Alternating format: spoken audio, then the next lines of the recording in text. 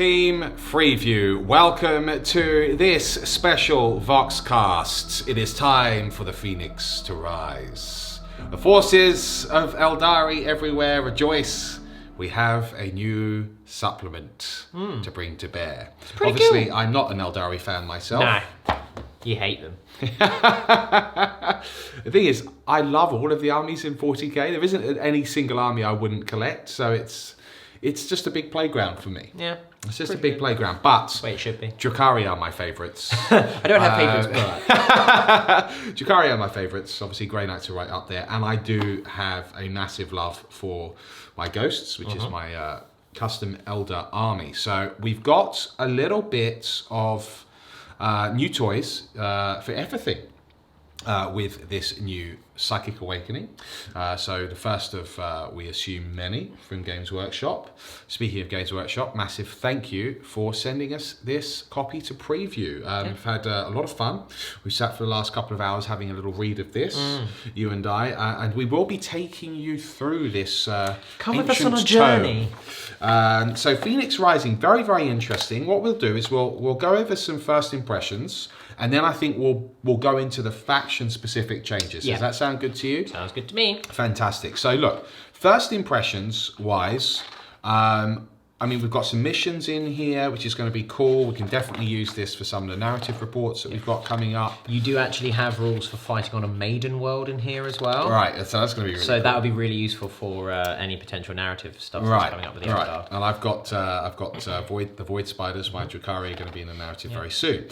So we've got some new plastic kits. Let's talk first impressions of those. So we've got the Banshees, we've got Jane Zar, and now finally we have plastic Incubi as well. That's so good. I think Games Workshop have absolutely knocked the kits out of the park. They are incredible. I'm really, really looking forward to painting them. I'll probably paint all of the older stuff myself anyway, bar some of the Authorway that we have. But painted by John Thompson, who's an absolutely amazing painter. If you're watching, hello. Now, here's the thing. I have held off painting Aspect Warriors for a long time. I did manage to do some Dark Reapers because a lot of people were asking for them. But I knew that Games Workshop one day would finally provide us with some plastic Aspect Warriors, and they have. I can't wait, if you look at the standard of these, to see what they do with things like Warp Spiders, because these are all like original Jez Goodwin sculpts. But they still sort of stand the test of time because Jez Goodwin's just like a mega legend. They do and they don't. But like exactly, because a lot of the poses are restricted by the old casting methods that they use. So you've got the Warp Spiders doing this thing, you've got the Exarch doing that thing, you know. I mean, they still, I think the Dark Reapers hold up well. I think the Striking Scorpions and the Banshees hold up quite well. They do, yeah. It's just because they're fine cast, people immediately get a little bit wary about them, which is understandable. Yeah, well, I personally, I can admit, I don't enjoy painting fine cast that much. Yeah, I've had lots of issues with mold lines. And we're talking, what? I mean, these are like, they're 4th edition sculpts, if I remember rightly, when the original Metal kits came out. The thing is, the Banshees actually have had, I think they might have even had 3 iterations now.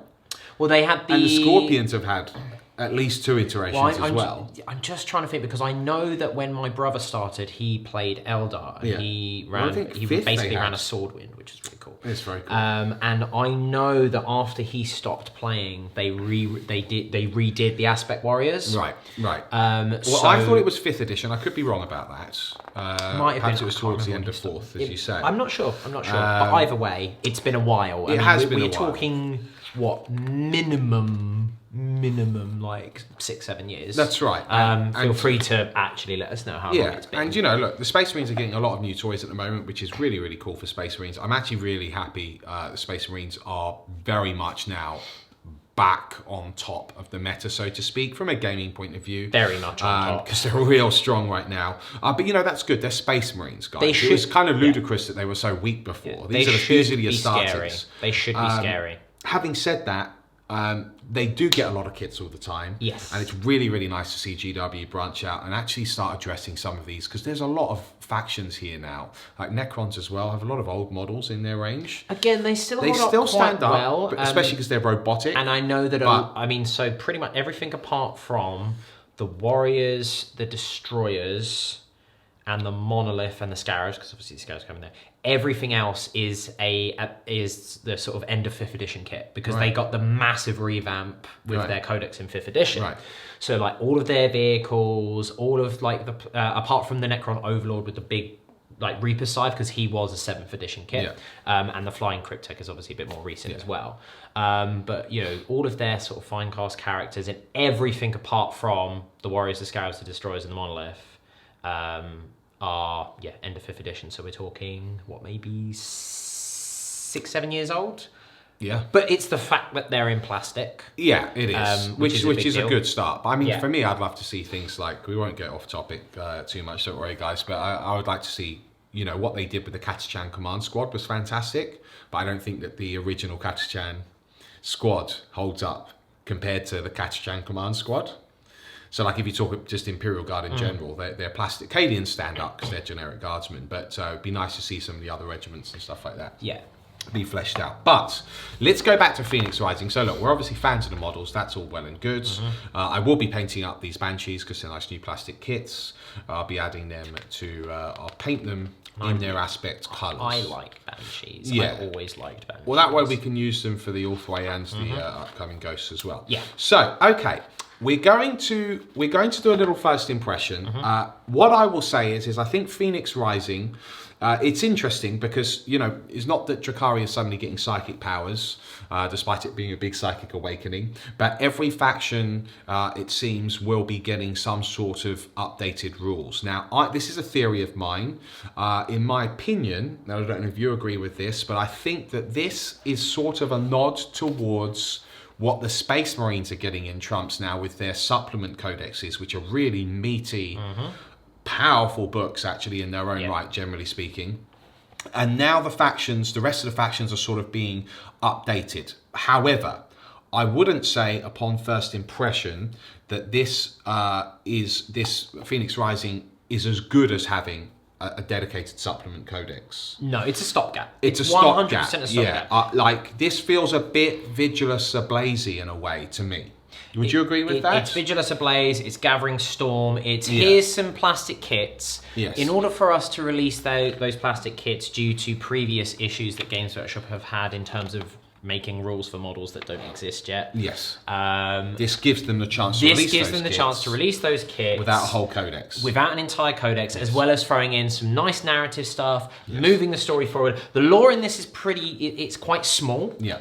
Which to me says that, because if we go off the theory that every army is probably going to get, like, this is just theory, guys. Yeah. Let's say that every army will get, you know, they said that Psychic Awakening is going to affect every army. Yeah, and doesn't necessarily mean that you're going to get Psychic Tau or Psychic Necrons or Psychic Drukhari, because you haven't. No.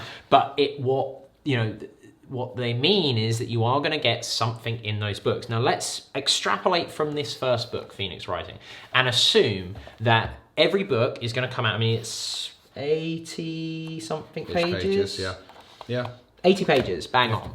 Let's assume that every army is going to be included in an 80-page supplement, and every supplement is going to include about 2 to 3, because that's what this has. It has 3 armies in here.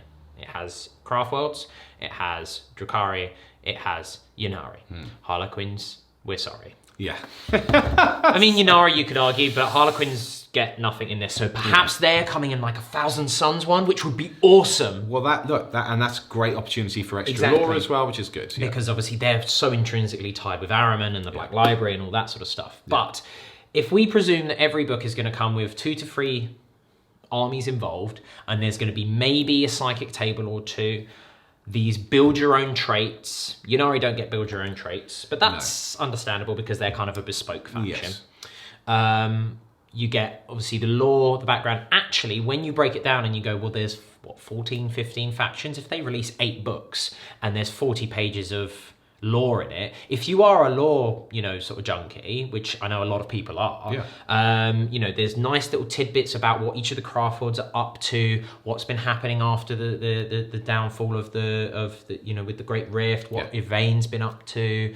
There's some really cool stuff in here. I won't give any spoilers, but I'm not saying that the Exodites make an appearance. But the Exodites may make an appearance, which gets me really excited because I love laser dinosaurs.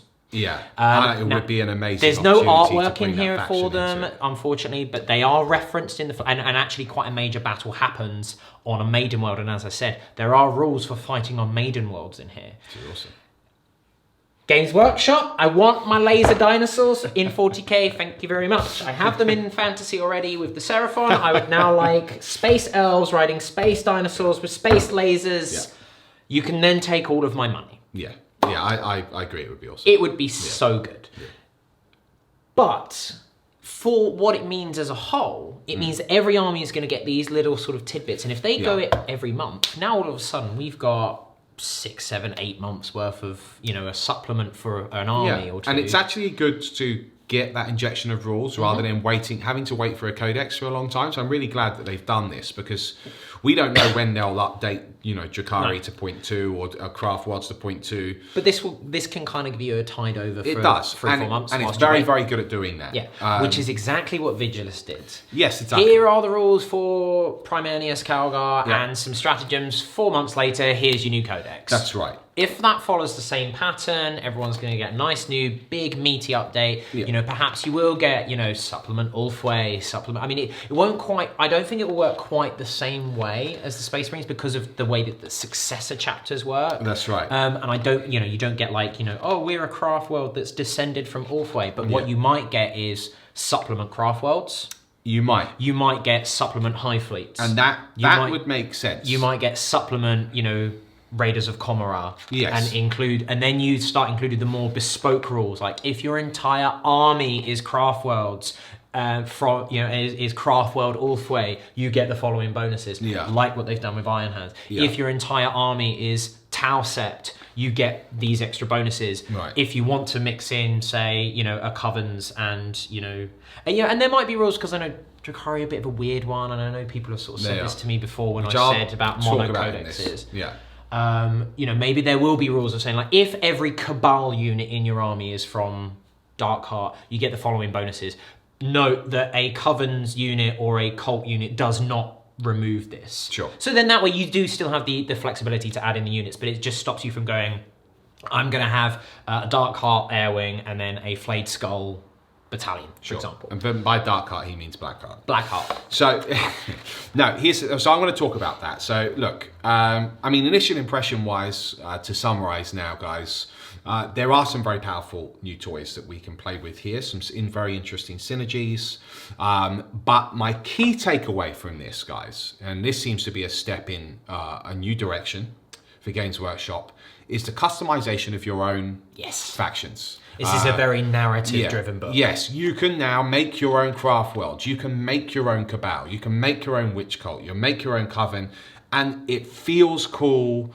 There are some fantastic choices. Competitively, there are some very interesting choices as well. Although I think some of the old, it might not necessarily beat some of the already very tried and tested, like Prophets of the Flesh, for example, for that +1 invulnerable save. But there are some very interesting things you can do. There are some things which I think supersede what you can do as well from the existing codexes. So that's the initial impression. Now, I know a lot of you have been probably waiting, going, well, can you actually talk about the rules? Well, we're going to do that, and we're going to come right back with those rules coming up next. All right, folks, we're going to kick off in the order of the book itself. So Craft Worlds, The Children of the Stars is what it kicks off here. We have Jane Zar, or as Chef likes to call her, Yanzir. Janzir. So 115 points in here, including the war gear. Yep, she is the same as in Chapter Approved. As in Chapter Approved, exactly. Yep. The Banshee Mask's free, Shuriken Pistol's free. The Triskel is 6 points. That is the throw large Ninja Star-esque weapon. Which was not in the Codex. No. Because it was an index option, because it was for like those old models or converted models, whereas now because it's in plastic, you get your rules back. Yep. Executioner. 7 points, Mirror Swords 4 points, Power Sword 4 points. So pretty much they are identical points. Yes. Yeah. There have been no points changes in this book. Now, Jane Zar, however, has had a little bit of a profile change. Namely, she has got the Storm Silence ability now. Yes. So that's literally the only change. Yes, which has replaced the Disarming Strike. Disarming Strike. Yeah. So effectively now, I'll read out the Storm Silence rule. When the model fights, you can choose for its attacks characteristic to be equal to the number of enemy models within 2 inches of it after any piling moves have been made. So that means if she's fighting a horde of orcs or a Genestealer cult or any other a large amount of gribblies, she can up her attacks characteristic from 4 to whoever's surrounding her, and within 2 inches you can get a lot of bases actually. Yeah, it's pretty cool. Look, it's decent. She is a beat stick. There's no doubt about it. I mean, all of the Phoenix Lords have always been able to sort of back themselves. It's just they've always been quite expensive for what they do. Yeah. This, I think, gives her a little bit more utility. Yeah, she's gone from a duelist to a like a horde mulcher. Yeah, I think that you do take her for the Cry of the War Unending if you are going to run Banshees. If you're running Banshees, yeah. So Howling Banshee units are within 6 inches of it at the start of the fight phase. Always fight first in the fight phase. Yep. So Yunari ability, basically. Even if they did not charge. If the enemy has units that have charged or do have a similar ability, then you alternate. Yeah. So pretty standard stuff. It does also clarify that it also applies to Janzar, even though she doesn't have the Howling Banshee keyword. It says this model and Howling Banshees. Useful clarification. Yeah. Banshees are Banshees. Banshees are the same. They are identical in every way, shape, and form. They are. Now, I will go ahead and look at this from a tactical point of view or a meta point of view as well. Banshees aren't seeing a lot of play on the table, guys. And that's because ultimately they're not fast enough or resilient enough to get there in most instances. And they've not had, I mean, sure, you can synergize them with things like Doom, but the fact that they're only strength 3, you know, hasn't put them.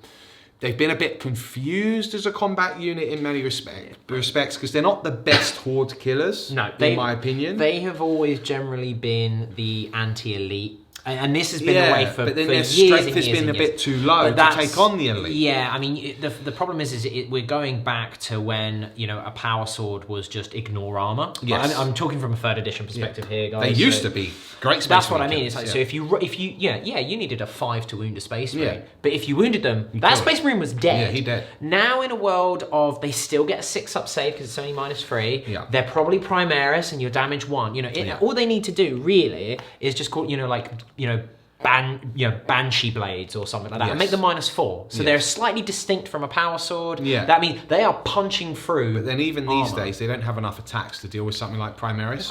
So again, and they don't have enough attacks to warrant, you know, killing Horde. Yeah. So they became a bit of a confused unit role, which is why you're not seeing them tactically from an elder player's perspective, which I believe I can say because I am an elder player. I think they are more geared now towards, you know, they're there to, because of they can advance and charge, and you add 3 to the charge when you do so. You can't overwatch them. I think they're geared towards more going, if you leave a gap in your line, they are there to go, we're going to go in and fight some Devastators, we're going to go in and fight some, you know, like shooter units, and even if we don't kill them, we're there. You know, we're there to tie them up. But the problem with that is you can just screen them out.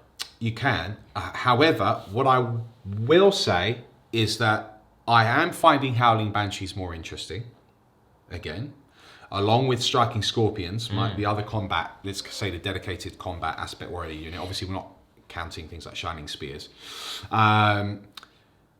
Because if you make your own craft world, there are some traits which actually do synergize with them very, very well and can make some very, very, very interesting things happen.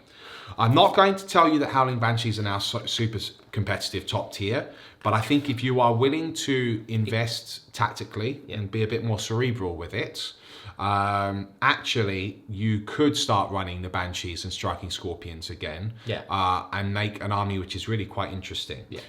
But I think that you're going to have to make your own craft world, and you're going to synergize it with some of the new traits which are available to you. Yeah, there's some nice ones which work nicely with them, Now, here's the big thing. Powers of the Aspect Shrines. Because I really like this. Yes, I really like this too. And some of them are actually really quite good, quite strong. In summary, each Aspect Shrine has a stratagem that you can employ once before the battle to either give the Exarch an additional ability, or you can replace his existing ability for free with one of 6 new Exarch powers. So again, we're really delving into that customization here, which is really quite cool. It's great. I do think that there are some which are kind of like superfluous.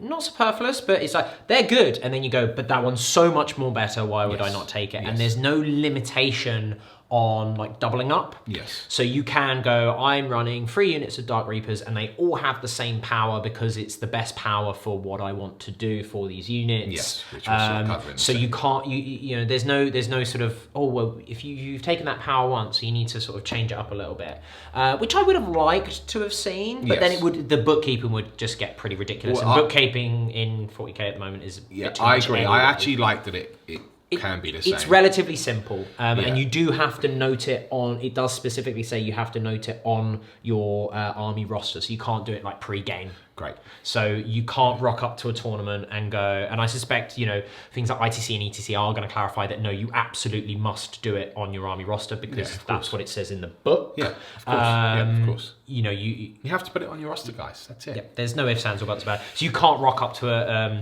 an army to a game and go, oh well, actually, this Exarch power is better for this particular game. I'm going to swap it around. You could do the stratagem though. Yes, you can. So, but the stratagem you can only do on one of. So, if you say you are taking 3 units of Dark Reapers, only one of the Exarchs can have the stratagem used to get 2 Exarch powers. And you always have the base one, which is in the codex, and one additional one here. And again, you do that before the battle. So if you were looking for that flexibility to chop and change which power that you had in like a competitive setting is what I'm sort of talking about here, guys. You would need to have one unit with the core power, and then do that CP every time if you wanted, a power. So let's do this by the numbers then. So we'll go over the Fire Dragons, Dire Avengers, Dark Reapers, etc. We won't go through every single ability because the whole video will just be us talking about the abilities, but perhaps we'll just talk briefly about 1 or 2 which we think, okay, this is a really, really good. So highlight. So the base Fire Dragon power for the Exarch is it's crack shots, which is crack shots, reroll ones to hit with the Exarch. So this is what I really like about these is because most of the Exarch powers affect the Exarch himself, or maybe the unit, but in a really minor capacity. A lot of these actually affect the unit whilst he's in there, which makes them makes it much better because you're affecting the whole squad. So like Swift Step, for example, when the unit advances, you can roll 3d6 and discard 2 of the results. On a fight, you've obviously got battle focus being Eldari anyway, or Craftworlds rather, so you're ignoring the -1 when you advance with an assault weapon. And then obviously Fire Dragons with melters. Actually, that means that they can bomb up the board and suddenly get quite a bit of range on them if they've gotten out of a transport or something. Unit jumping out of a falcon. It actually becomes quite interesting. Because again, Fire Dragons you're not seeing too much at the moment. Your elder players are looking for their anti-tank elsewhere, usually Prisms or Crimson Hunter Exarchs. So the other one that I did see, which I thought was quite interesting, a Wall of Fire is quite interesting. When a unit fires Overwatch, if he's got the flamer, it does D3 mortal wounds on a 2+. It's a charging unit. I wouldn't take that, honestly, guys, for Fire Dragons, because if the Fire Dragons are being charged, then they're probably dead anyway.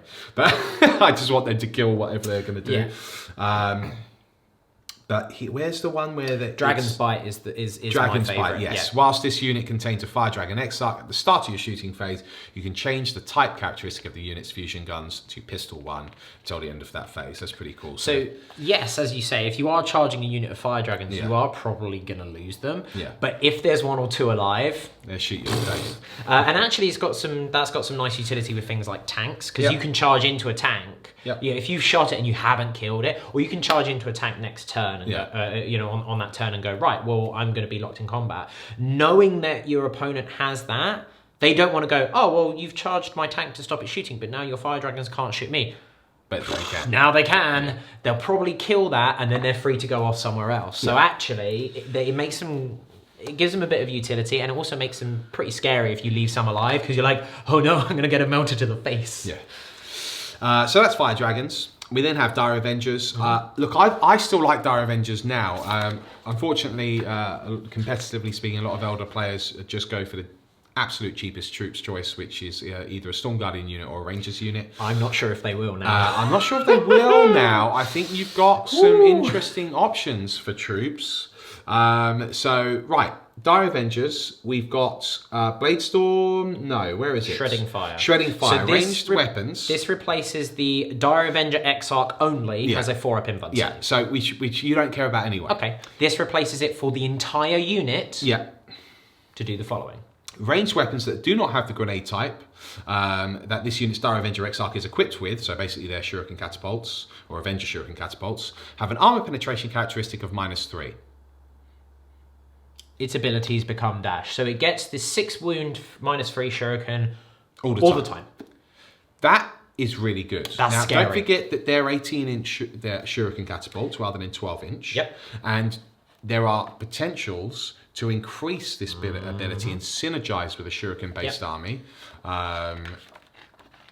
Very well. It becomes quite nice. So I'm not going to go over the others because for me I think that's the winner. An absolute no-brainer. There's a couple of other cool ones in there, but I think that one is just it's the standout. Strong. Agreed. Yeah. Dark Reapers.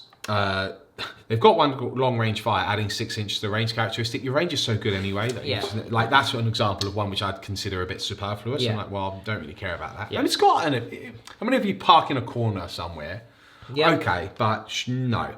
For me, it is Reign of Death. Yep. When this unit's Dark Reaper Exarch shoots with a Tempest launcher, which let's face it, every Dark Reaper Exarch is. Yep. You can re-roll the dice to determine the number of attacks made. Yeah. So if you're taking 3 men squads. Yeah, and that replaces your reroll ones to hit, which but you're going for consistent shots at that point, which is really nice. Frankly, you can have an autark or anything parts nearby, or you can guide unit if you want rerolls to hit anyway. Yeah. So pretty good. So look, that's Dark Reapers. Howling Banshees. Okay. So ironically, I don't think any of these are as good as -1 to hit them in combat. No, probably not. I mean, well, Graceful Avoidance is interesting. When a unit contains a Howling Banshee Exarch, when a model in this unit would lose a wound, they get a 5+ ignoring the wound. In the fight phase, in the fight phase, yeah. Precise Strike, it's again just on the Exarch though. Yeah. Disarming Strike at the start of the fight phase. You can select one enemy model within 1 inch of the Banshee Exarch. Okay. Whirling Blades, add 1 to the Banshee Exarch's attacks characteristic. Add 2 if they're equipped with mirror swords. They can do mortal wounds on the charge. On Decapitating Strike. But Decapitating Strikes for me is a real missed opportunity to make Banshees scary again. Yeah, I agree, because if it could affect the whole unit, but it's just on the Exarch, it's nerve shredding streak, really. When this unit finishes a charge move, if it includes a Howling Banshee Exarch, you can select one enemy unit within 1 inch of this unit.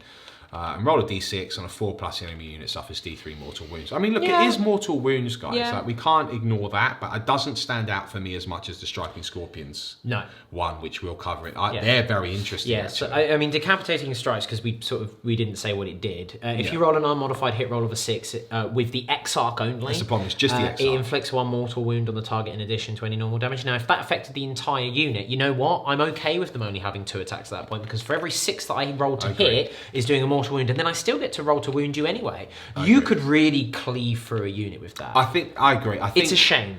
It is a shame. I wish it wasn't just the XR. Yeah. Because the thing is, it's not even that powerful, guys. No, not in the new sixes. codexes and today's meta. It's not, you've got to get them in combat. Yeah.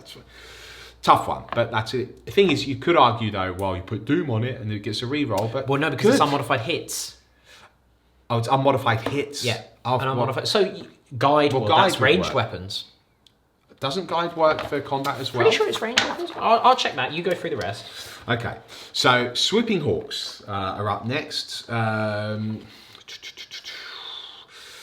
weapons. It is just ranged. Okay, fair enough. Yeah, I'm rusty with my order. Right. Whilst this unit's evades, just the Exarch. No models in the unit have a 5+ invulnerable save, which is far better than every Eldar unit within 3 inches gets +1 leadership.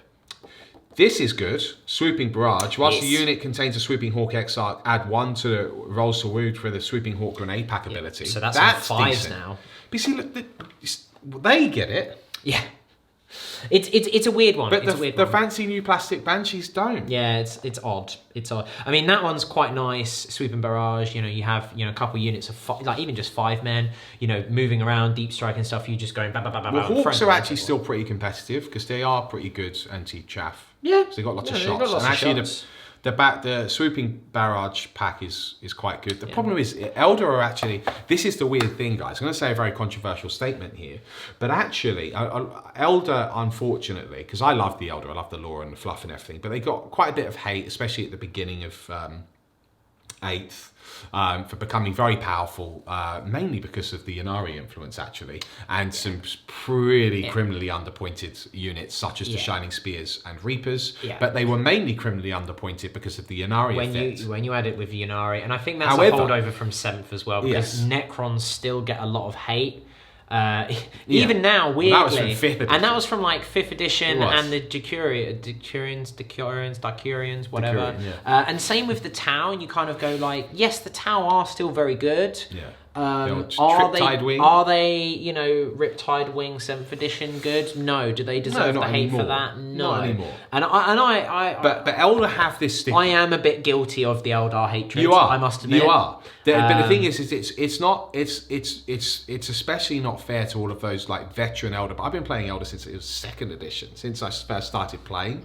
And Eldar they've had peaks and troughs, guys. They really have. Incredibly powerful. They've also been.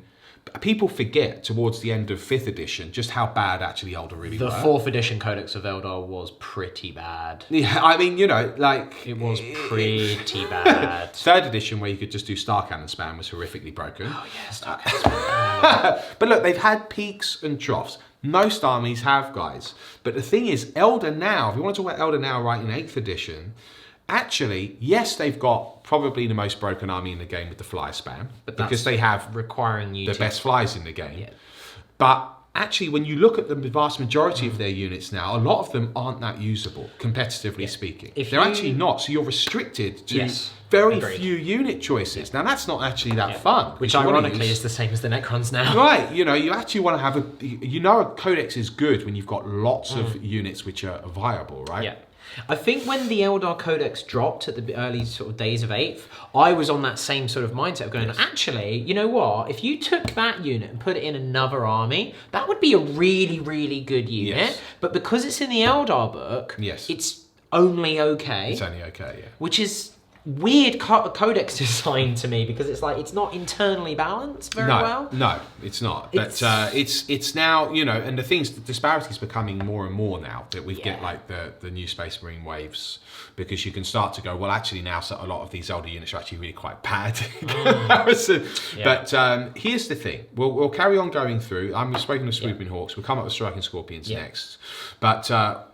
Things like the Wraith Knight, you just never see it anymore. Yeah. I mean, he was criminally good in the previous edition. 7th edition Wraith Knights were... But now he's dumb. He's nowhere near the level of an Imperial Knight. He's still like 600 and yet he's supposed to be that same sort of battlefield role. He's still crazy amounts of points for what he does. Well, it's the unit needs to be rewritten. It's as simple as that. I don't think the unit needs to be rewritten. He just needs to have a massive points drop. I don't know. Well, I mean, you could address it that way. Well, I don't think his overall abilities are bad. I mean, I think for what he. I mean, what else would you give him? Well, for me personally, I think the unit becomes a little confused. I don't think that the heavy wraith cannons, if that's what they're called, are particularly fit for purpose for the role that they're supposed to be good at, which is basically Titan killing. If you compare it to things like Khul's Wrath and higher rate of fire weapons and volcano cannons and all that jazz, I don't think it's fit for purpose for that role. I think you still have issues with things like the Ghost Glaive, which is the huge swords, where it's almost invariably better to just go for the stomp attacks. That should not be the case, guys. I hate that so much. Yeah, that should not be the case. In my opinion, those units do need a rewrite. I think they need a rewrite. I also think that the Wraith Knight's weapon options, why can't he take a shield and a single cannon? Yeah, you can do that in the kit. You should be able, he should be able, there should be a flexibility with the weapon choices. So in my opinion, it needs a rewrite. I see your point. As simple as that. But until the codex comes out, you're going to have to do a chapter proof. 100%. Now, I'll take a points drop. Because I don't want him to be super competitive, but I'd like to see the kit. You know, it's a nice beautiful kit. Yeah. And if you've got lots of Imperial Knights running around, then the Eldari should have something that can barney with. That isn't just 6 Crimson Hunters. Right, you know. So here we go. So striking Scorpions. I'm only going to go over the 1 power, which I think I would take every time. Yep. Because why not? Yep. And it interests me greatly because then I mix in with the new Craftworld traits that we can do. Scorpion Sting. Whilst this unit contains a Scorpion Exarch, add 1 to rolls made for the unit's Mandy Blaster's ability. Yep. And if you'd like to remind everyone what the Mandy Blaster ability does. So that replaces sustained attack. So instead of your Exarch with his 3 attacks rolling his 6 to hit, gets an extra attack, so he gets Death to the False Emperor against everyone. Instead of that, roll a d6 for every model in this unit at the beginning of every fight phase on a single enemy infantry unit within 1 inch of this unit. On a 6, they take a mortal wound. Yeah. So if you've got a unit of 10, even if only 1 is within an inch of a unit of infantry, you're rolling 10 dice, and for every 6, you do a mortal wound. So now that's 5s with Scorpion Sting, and then you get to attack. And then if you're still in the fight phase that you're in your opponent's turn, you do it again. And this is what I don't Which get. is so good. Why can't the Decapitating Strike be like that? For the unit. For the Banshees. Because they've only got 2 attacks. We've got this gorgeous new kit now.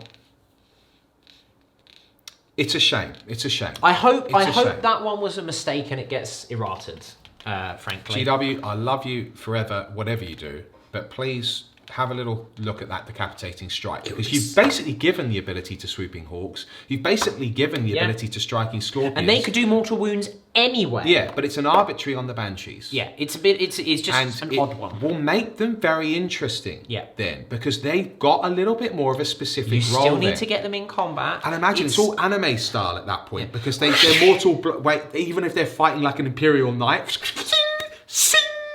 get a mortal wound on it.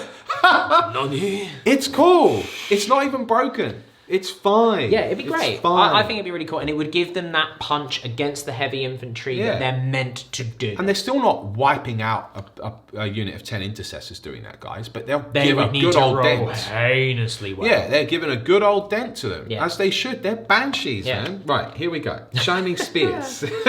So this one will replace the reroll wound rolls for the Exarch against a monster or vehicle. Okay. I'm not sure on these ones, you know. So what's the main ability? So the Exarch's ability is you can reroll wound rolls for the Exarch when attacking a monster or vehicle. Yeah, so just the Exarch. really good. Which is good, but it is only on the Exarch. Yeah, they've got an unmodified hit roll of 6, does mortal wounds. But that's Part with strike, the but just the Exarch.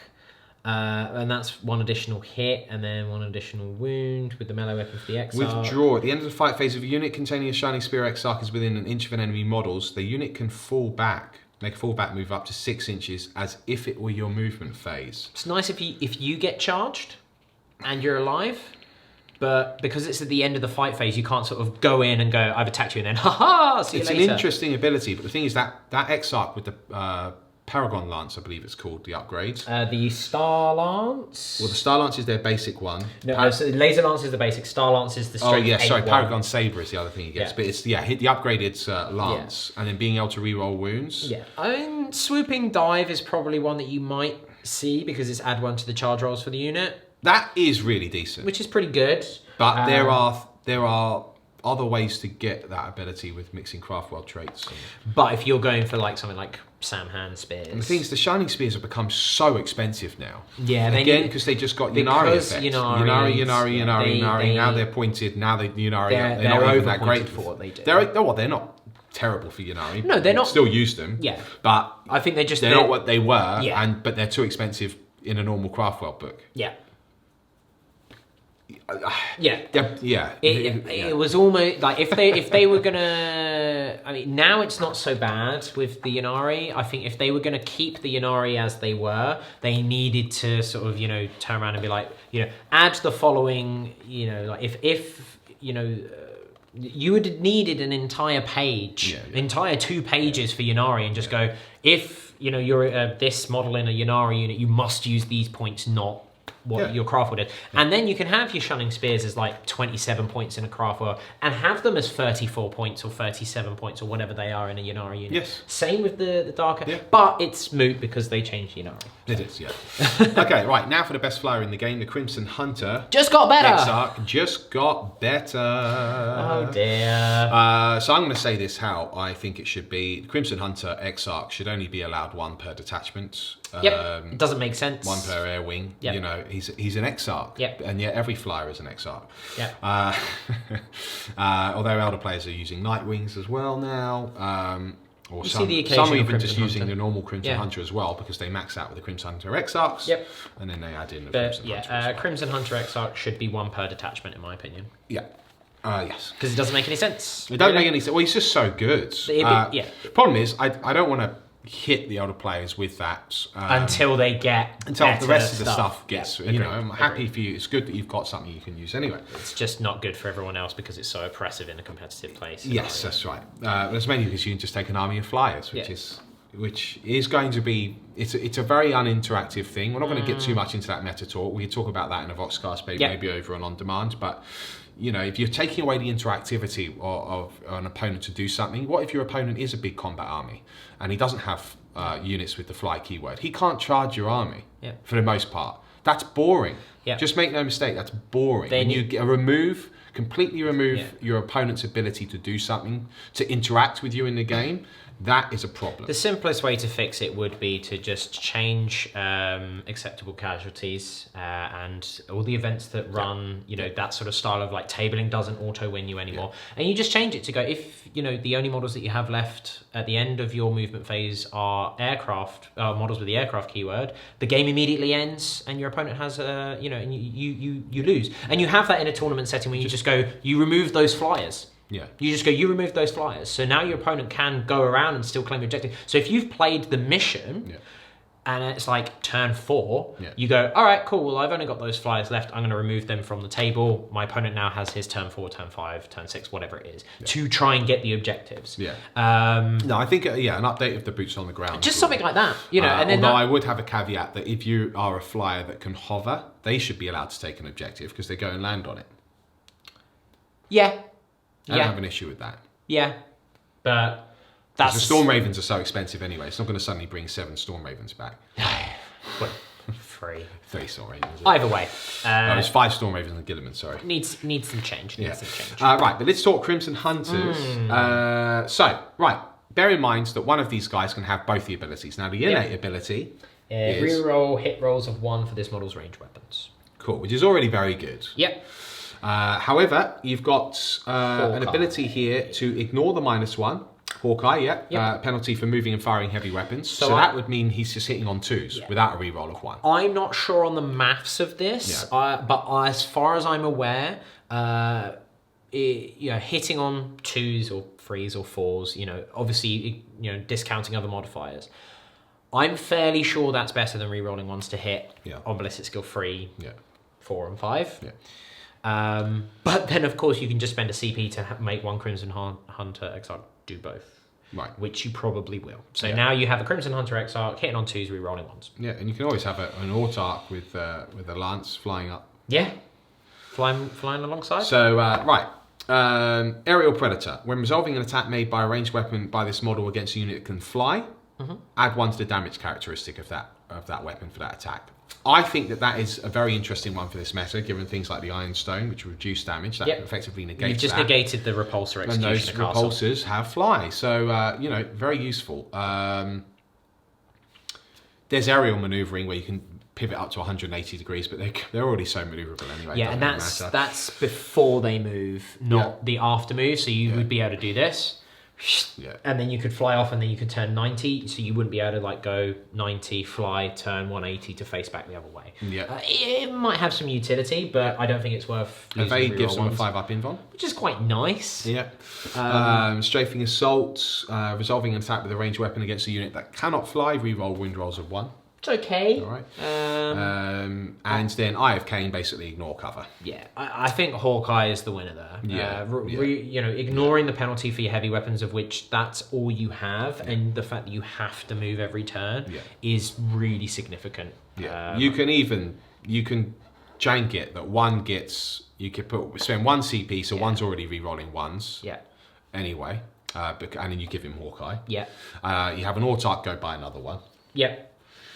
So you're already getting the maximum accuracy, hitting on 2s, re-rolling 1s. Yeah, which is pretty nasty. Right.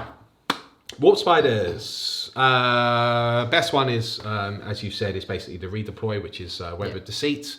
You can do this in your movement phase, pick the unit up, redeploy them 9 inches away, so you can do that from turn 1. Yep, and that's once per battle, and that's instead of re-rolling failed morale tests. That's it.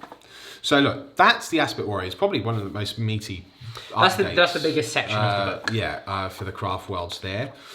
We've got Runes of Fortune, and we've got their traits. The craft world attributes. So let's take a little break, yes. And we'll come right back with those psychic powers and all of the very interesting things you can do with those craft worlds. There are some shenanigans. Okay, we're back. Let's talk Runes of Fortune. So first thing off the bat, really cool mechanic that you can replace for free your Smite power. However, Smite, as we know, is a very powerful ability, so these powers would have to be pretty good to replace them. However, I don't think that the power overall of these Runes of Fortune is worthy enough to replace your full power Smite. However, what this does become really interesting for is the Warlocks. Yes. So we don't see that much other than the form of one to get Jinx off, which can either be in the form of a Hemlock or a Skyrunner Warlock. But now, you know, their Smite power is kind of neither here nor there. Because it We've got replaces... Quicken as well, which is a good one. Because it replaces the Smite, and Warlocks only ever doing the one Smite. I mean, you might want to keep the Smite on a Hemlock. But it means that you aren't losing your Quicken, Protect, Jinx, all that sort of stuff. That's right. Which is nice. But I would still argue that some of these powers are just not ever going to see play. No, probably not. But, I mean, look, you've got Ghost Walk. You have to be within 6 inches, but add 2 to the charge roll. Yeah. So if you're trying to deliver a combat unit. Yeah. You've got Witch Strike of that, but that's just it's just for the damage Psyker. characteristic of the Psyker's melee weapon, so that's not that hot. No. I mean, it's cool, but most of the old Ari Psykers aren't that fantastic. I mean, it does make them, like, if you do get, like, a Witchblade strike through, it does make that, like, D3 plus 2 damage, which is not shabby. Yeah. But it's AP 0. Yeah, I mean... Impair Senses is the only other real... Yeah, when a unit is chosen to shoot within 18 inches, models in that unit can only target the closest visible enemy unit, unless the target of the attack is within 18 inches of the shooting model. I mean, I think competitively you can... You can make that work, You can shut down some pretty powerful enemy units that way. But it's quite easy to circumnavigate. Yeah. Because... Well, I mean, you can bomb a Hemlock up there and get to the unit. True. And then they can only shoot that Hemlock. Yeah. And then you know that you can go like in that. It's only affecting. I mean, actually, that is very powerful. Yeah, depending on what you on do. a Hemlock. Yeah, you obviously you would make sure you target the right sort of unit. Yeah. You know, if you have got, say, you know, other Crimson Hunter Exarchs in there or Wave Serpents in there, you go right, bang. There's your, you know. I mean, even on a night, actually. I think because that is then you go, very powerful. I'll do that on that night. Yeah. And the Hemlock's 2 inches away from you. Yeah. All right, cool. Well, you have to target the Hemlock with that knight. So you could leave the knight last to then go, right, well, now the Hemlock's not the closest, something else is, I can shoot something else. But because, on those big things, like even on like a Riptide or something, you go, cool, you're not splitting your fire. It has some utility. I think anything where you can control what your opponent has to fire at with a specific unit, or anything where you control your opponent is very powerful competitively if you're a good player. But because of the range and the limitations on what they can shoot at within 18 inches as well, you do have to be quite careful with how you use it. Sure. It's cool. It's nifty. I like the idea of replacing Smite.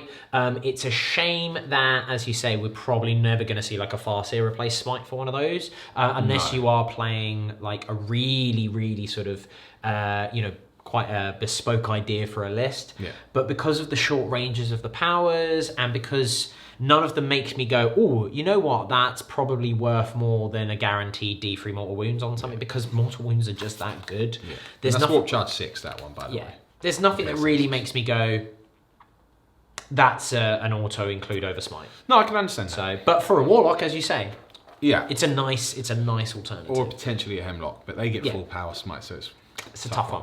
Okay, right. So let's get to the craft world attributes. I'm sure many of you are really excited about those. There's a lot of these.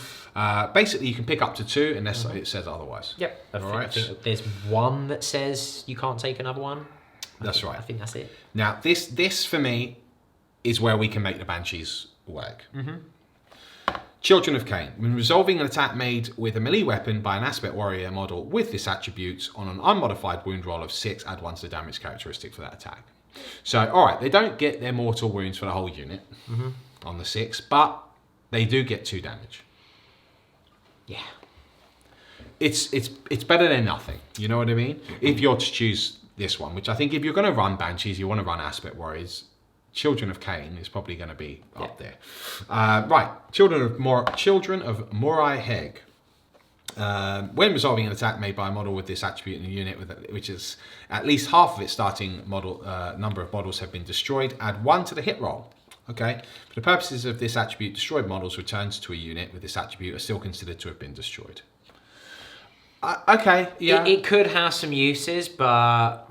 Yeah, that's not my favourite. Children of Prophecy. When a psychic test is taken for a model with this attribute, each individual dice roll of 1 is treated as a 2. So you can have perils, which is quite nice. Yeah.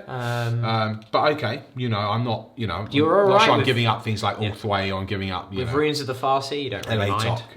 For that. Children of the Open Skies. When a unit with this attribute that can fly advances, add an additional 2 inches to the move characteristic of that model. It's not worth giving up, as you say, other stuff. No. Diviners of Fate. Models with this attribute have a 6+ invulnerable save. Not to be underestimated, actually. No. But as I say, I'm not sure I'd give up 6 up, feel no pain across everything in my No, way. because, for most of the big meaty stuff, it needs to be -4 to negate your armor. Yes. And against even against your base infantry, it needs to be -3 to negate it. Yeah. So generally, you're always going to have a 5 or a 6 up save on most of your stuff anyway. Yeah. Yeah, I think the 6 up ignoring wounds works out better. It works out better because it's an additional. Exactly. So expert crafters, when a unit with this attribute fires, but bear in mind you do get 2. You can pick 2 traits here, right? When a unit with this attribute fires Overwatch or is chosen to shoot or fight with, you can reroll a single hit roll and you can reroll a single wound roll. You become a salamander. Salamander, yeah. It's nice if you build around it. Yeah. If you go for minimum units, if it's nice on prisms. It's actually quite nice on Crimson Hunter Exarchs, funnily enough. It is actually. So that has uses. Yeah. It's true. It's actually very nice on Crimson Hunter Exarchs. Right, Grim. It's literally called Grim. When a morale test is taken for a unit with this attribute, you can reroll the dice. And they show no fear. Hail of Doom. When resolving an attack made with a Shuriken weapon by a model with this attribute against an enemy unit within 12 inches of that model, improve the armor penetration characteristic of the weapon by 1.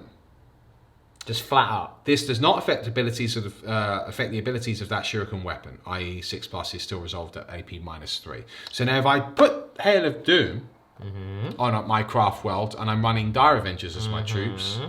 If you're within 12, they're -4. That's neat. Really nasty. That's really good. That's really, really nasty. That's more grim than the attribute called Grim. Yes. Right, Headstrong. When a charge roll is made for a unit with this attribute, add 1 to the results. So there we go. That's your better way of increasing your delivery system. So that and Children of Cain. I think if you're going to make your combat-based aspect warriors try and work, is really, really good. Because actually, Shining Spears with the 6 to wound are doing 3 damage each. Yeah. It's not shabby. It's good. There are some good things in here, right? Yeah. Hunters of Ancient Relics, add 1 to the attacks characteristic of models with this attribute whilst their unit is within 3 inches of objective markers. That's pretty cool. That's quite nice. Martial Citizenry. So when resolving an attack made by a Guardian model with this attribute, reroll hit roll of 1. I mean, okay, Yeah. but if I wanted to do that sort of flavour, I've got all three, and I've got Discipline the Black Guardians as a stratagem, or I could put an alt art next to them. Yeah, I mean, you're not, and that doesn't apply to Wind Riders because they don't have the Guardian keyword, so it's literally just your Guardians and your support platforms. Yeah. So it's okay if you're going to build around it. Well, your Wind Riders... they're not Guardians. Oh, they don't have the Guardian They don't keyword. have the Guardian keyword, so it's literally just your support platforms and your Guardians. Yeah. No, I'm not that hot on that one.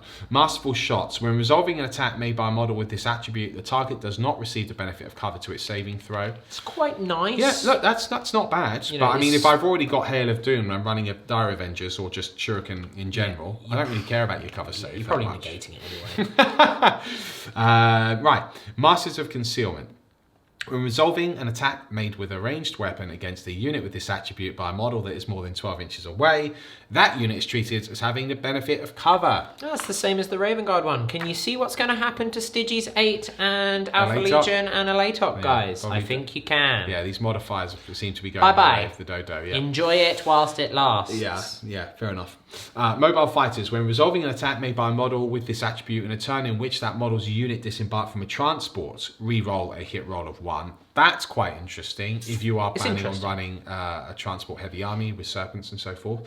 Savage Blades. When resolving an attack made with a melee weapon by a model with this attribute in a turn in which that model's unit has made a charge move, was charged, or performed a heroic intervention, re-roll a hit roll of 1. Okay. Or just have an auto. Exactly.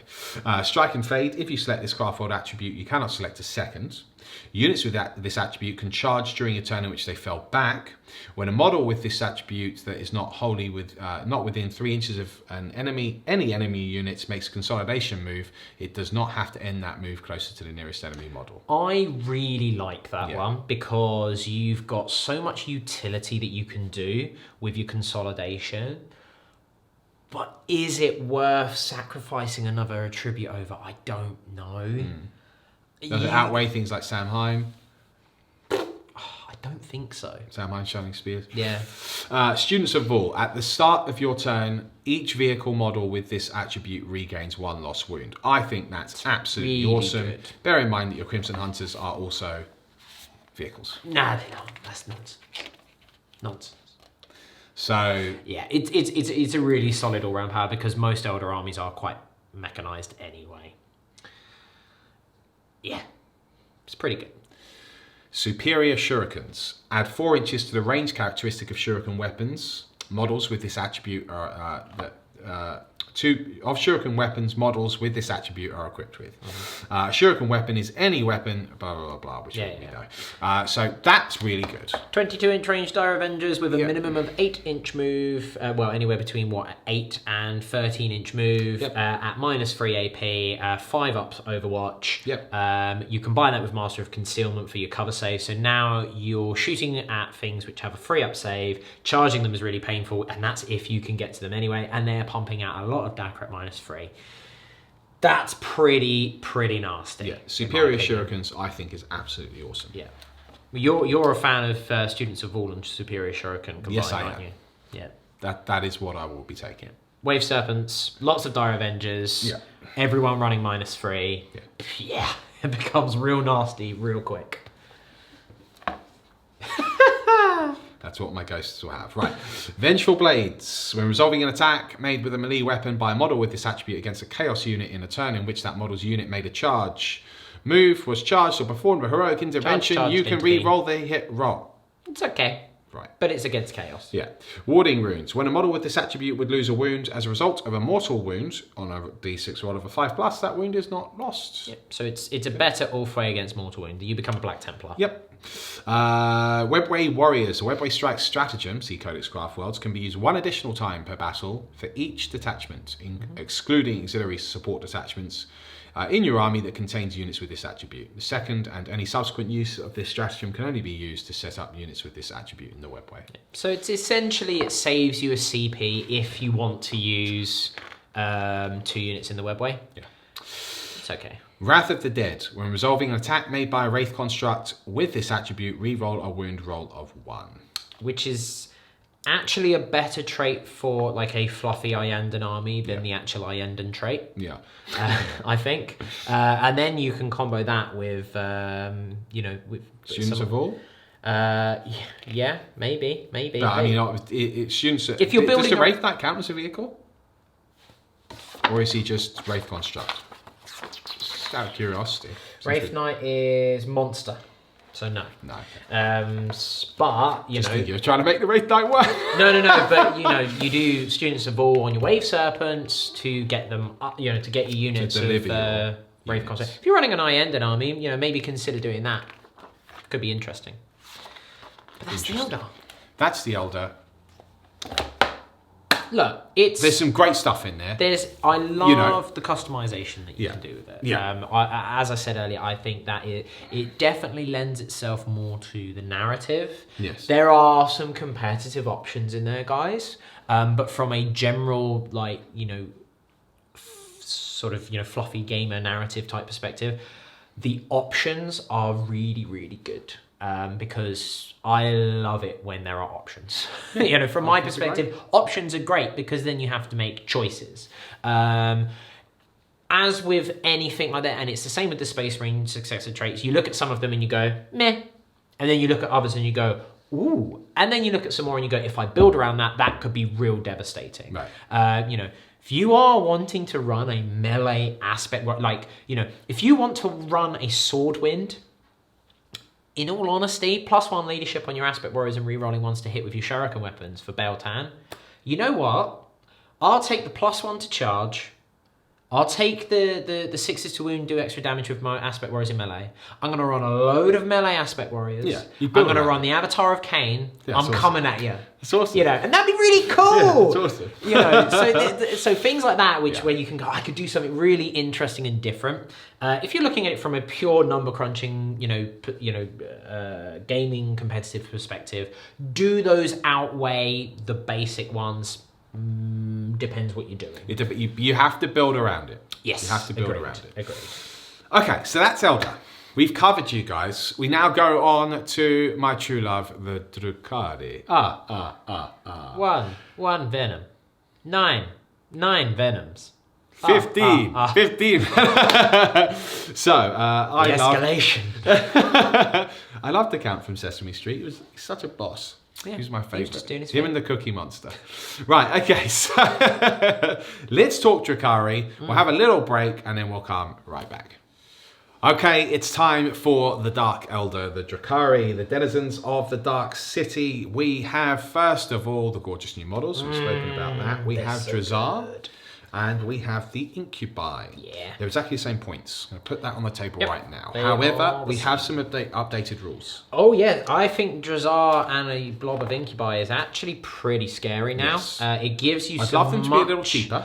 Yes. I'd love them to be a little cheaper. It would be nice. But right now, I am keen on Drazar. Yeah. And some Incubi. So Drazar actually got quite a lot of rules changes. He did, and they're really good. Yeah, they make him real scary. His weapons are now flat damage too. Which is great. Thank goodness. Yeah. Because the fallen Phoenix Lord of the Striking Squad, the leader of the Incubi, should absolutely be murderous in combat. Yeah. And before he was very, very much he was so lackluster. Now he's got he's got an extra wound for a start. Got an extra wound.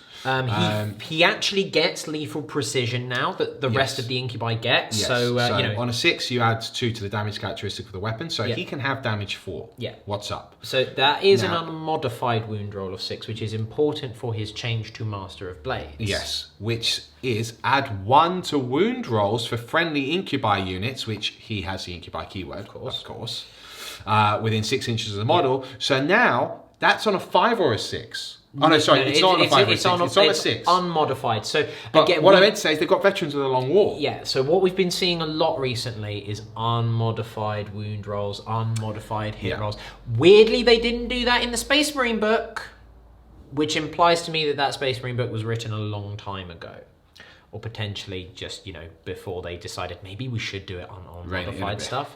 But before that was +1 to hit, which you know what? Who cares? It's not that I don't care. Problem with but he was hitting on 2s anyway. The problem with Incubi and in general was it wasn't the fact that they couldn't hit, because they've got 3 attacks each hitting on 3s, and you've got power from pain. So on turn 3 onwards, you're hitting on 2s anyway. Yeah. The problem was wounding stuff. Now they're wounding Marines on freeze at -3. Yeah. They got real scary. Yeah. I mean, these are what the Banshees want to be. Yeah. But obviously Drakari are always better, so. Yeah. I'm not disagreeing. So yeah, I think his Tormentor stayed the same.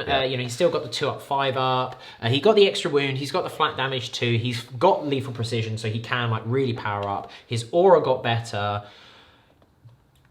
For the same point, he still attacks twice if he charge. For the same points as he was, he has gotten better. He could do with maybe a little bit of a points drop more. Well, he is pretty cheeky. But he's pretty good for what I reckon he could do with a little points drop. Yeah. The Incubi as well could do with a little points drop in the world of new Space Marines. Yes. Well, the Incubi as well. For me, this is an easy way to run a pure Drakari dual battalion. Yes. Because now I feel when I spend 120 on Jazzar, I don't feel completely robbed. Yeah. So I'm going to start doing that. What's up? He actually gives you a pure Cabal army some actual like combat punch, because an Archon doesn't really cut the mustard. Which makes me very sad. Incubi stayed the same. However, lethal precision now applies to the entire unit, not just their leader. So if you've got a unit of 10, you are pumping out 31 attacks, hitting on freeze. For every wound roll of a 6, so they have changed it to unmodified wound rolls of 6. So yes, Drazzar doesn't make that on 5s, but it means that they're wounding Marines on freeze now at -3. And for every 6 that you roll to wound, they are doing 3 damage. That's really tasty for 160 points and your character. And the thing is, I can even threaten a knight with that. Yeah, because I'm adding because I'm running Drazzar, obviously. You'll be wounding that knight on 5s, and then every 6 is doing 3 damage to a knight, and at -3 he's only got a 6-up save at that point. If you need to finish off a knight, those Incubi will probably finish off that knight. Pretty good. The issue is getting them there, which is always the issue. That's what you call the Red Grease Raiders for. Yeah, pretty much. Yeah. I've got a Tantalus which is built now, which I'm going to run in some potentially narrative. I don't want to give too much away, but I get so excited because it's cool. But otherwise, stats. Yeah, we've got. You're gonna webway strike and. Yeah, you've got options. Yeah, you've got options. I mean, eager to flay, you do get your reroll of charge. Yeah, if you're going to webway strike them, they are arriving turn 2 when eager to flay is in effect. Yeah, but I mean, it's still a risk, guys. I'm not going to try and sell that to you as a valid delivery system. But there are ways. The point is, they're good. It's if they just cut those points back a little bit of a points drop. I'd be all over it. So because the Mandrakes are still very good, but they need just a little points adjustment too. Because Mandrakes can shoot and fight. At the time, but now Incubi are a really valid. Yeah. Valid combat unit. Yeah, I'm going to start using them. You see them in back rows real soon. I really like the Incubi. I think they have a punch. Okay, let's talk the obsessions. Okay, couple of things. Cabal obsessions. We now get to make our own Cabal. We get to make our own Witch Cult. We get to make our own Coven.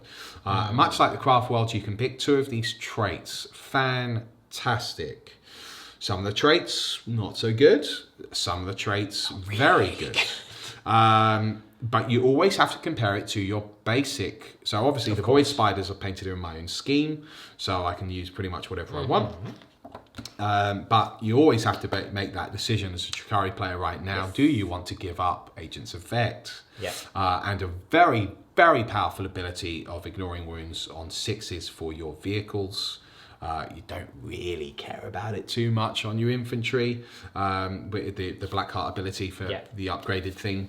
The +1 higher for power from pain. Yeah, it's really about getting that ignore wounds on your vehicles. Now, one thing that I would say I would love to see with these sort of make your owns is if we had a proper supplement for Drakari. I'd love to see additional benefits, just like the Space Marines get. What happens if you go pure Cabal? Yeah. If every model from your army is Cabal, and obviously they'll let you off for things like Scourges and Mandrakes, the mercenaries. And Incubi. And Incubi, of course, yeah. If every model, I'd like to see then some extra abilities on top of that. But I mean, look, perhaps we'll get that in a codex down the line. Who knows? For now, I'm very happy with this stopgap. I'm sure many of you are curious, will I start running my Void Spiders using some of their own custom obsessions? I definitely will, for the purposes of just normal battle reports. You can look forward to that. Will I run it competitively? Yeah, maybe. Maybe. They are pretty good. They are. There is a particular combo in here that we've both gone, oh my goodness. I tell you, I want to, because I don't want to run Blackheart, because it gets a little boring. But competitively, you have to work out whether you do want to risk losing that. Vect is a very, very useful tool to have. But obviously, what I can do is just go, well, I'm going to have a spearhead. I'll take a spearhead of Vect anyway. Yeah. But, I like to run my Cabal as pure, but, like as in, they're all the same Cabal. Yeah, from a competitive standpoint, it's very different, but from a narrative perspective, again, these are really, really great. Yes. Right, I'm going to go over them for you. Dark Mirth. Subtract 1 from the leadership characteristic of enemy units whilst they're within 6 inches of any units from your army with this obsession. The first time an enemy unit fails a morale test in a battle, add 1 to the leadership characteristic of models from your army with this obsession until the end of the battle. Okay. I'm not that hot on that, guys, if I'm honest. I wouldn't...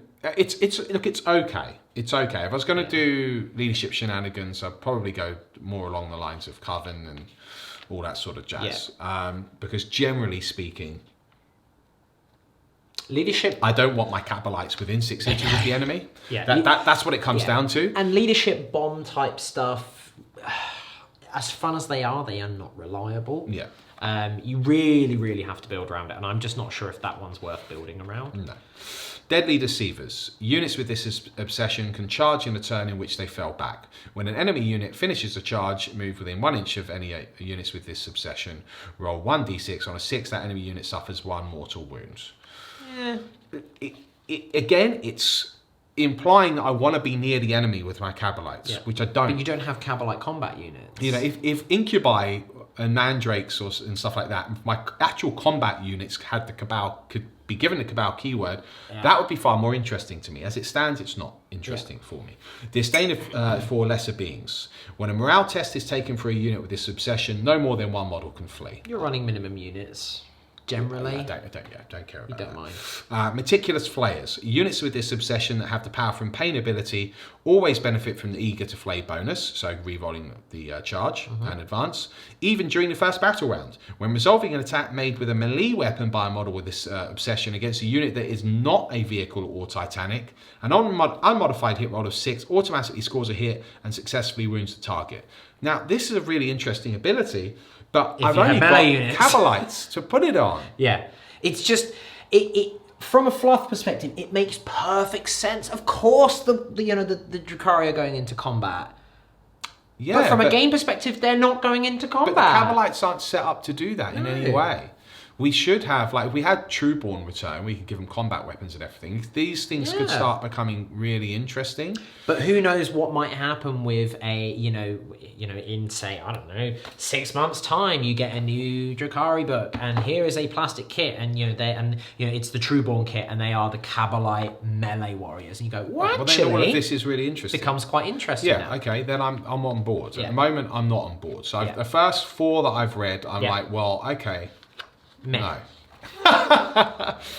Mobile Raiders. Add 3 inches to the move characteristic of models with this obsession that can fly. Now, bear in mind, I've got Flayed Skull already in my main book, which comes with a host of other rules. Which gives you 2 other rules there. Yeah, I know that. I know that I can get another one to add on to this, but frankly, I don't see Mobile Raiders as being a thing at the moment. Not when you've got Flayed Skull as an alternative, which has so many rules inbuilt. If that was add 3 to the move characteristic, in addition, you can advance and shoot without penalties. Oh, yes. Yes. Now your Venoms and your Raiders are super fast. But, alas, no. We're already pretty fast anyway, right? Yeah. Right, Soulbound. When an inured to suffering roll is made for a model with this obsession, re-roll a roll of 1. Very nice. That's nice, because that, rather than just being 1 up on Blackheart up the table, actually, my ignoring wound on a 6 now, if I roll a 1, I can re-roll it. Look, it's not the best thing in the world, but this is actually starting to add up now. Yeah. Over the course of a game, that will save you. Units with this obsession that do not have the power from pain ability instead gain it. So now I've got the black heart ability on my vehicles. That's better. In my opinion, it's better. Because you're re-rolling 1s, because you are now re-rolling 1s on those vehicles as well. Because they have gained immunity to suffering, and you're re-rolling the 1s. And that can I re-roll the 1s on the vehicle as well? Yeah. So units with this obsession, because it doesn't say if a unit with power from pain makes it immune to suffering. And it says that they gain it. It says, so units with this obsession do not have the power from pain ability. No, it does say instead gain the immunity. Instead gain. I thought so, yeah. Right, okay. My mistake. For a minute, I was like, I can't believe I misread that. Yeah, no. So beautiful Jakari, I misread you. The instead is the key point. So they gain the 6 up, but they can't re-roll the 1. But the infantry can. It means all your infantry can, and because they don't care about being +1. Still prefer it to Black Heart overall. Toxin Crafters. Okay. When resolving an attack made with a poison weapon by a model with this obsession on an unmodified wound roll of 6, add 1 to the damage characteristic of that weapon for that attack. Yeah. This does not apply to artifacts of cruelty. For the purposes of this obsession, poison weapon is anything with a poison weapon ability. So that could be necrotoxin missiles on Razor Wings, all of the Splinter. Yeah, agonizers, things like that. Yeah. Now, that's real good. Yeah, it is really good. That's real good. It obviously is a massive benefit for taking lots of poison weaponry. Which you're doing anyway. Which you're probably doing anyway if you're Cabalites. It's also a definite alternative to something like Flayed Skull.